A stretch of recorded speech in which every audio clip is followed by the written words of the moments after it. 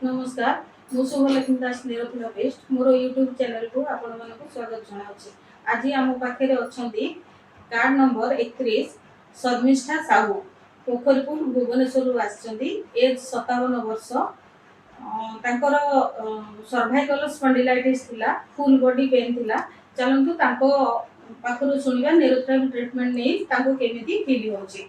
Madam आपण आज को 6 दिन हैला न्यूरोथेरापी ट्रीटमेंट नेलेनी आपन को केमिति ट्रीटमेंटा केमिति लागुछि और केमिति फील करछन आपन बॉडी रे कोन परिवर्तन आछि। मोर आग जो थिला जो प्रॉब्लम थिला अब टिके आराम लागुछि देहटा भी बहुत हल्का लागुछि गैस भी थिला से भी टिके भलो लागुछि आ बैक पेन भी थिला से भी टिके भल लागुछि भल लागुछि देहटा भलो फील लागुछि।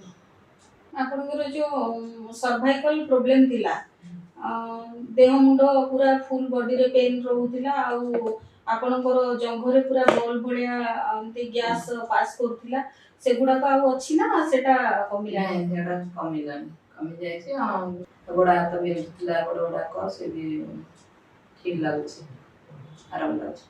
आपण ई न्यूरोथेरापी ट्रीटमेंट ऊपर कोन जणैबे हमर ओडिसा वासी को। हाँ एमती समस्त आसतु ये आसिक ट्रीटमेंट हेले भल आजिकल जो एलोपैथी की जाउछंती खाइ मेडिसिन खाଇବା द्वारा बहुत असुविधा भी होछि जन कार हेले एटा किछि ये नहीं साइड इफेक्ट किछि नहीं एटा भल न्यूरोथेरापी भल। धन्यवाद।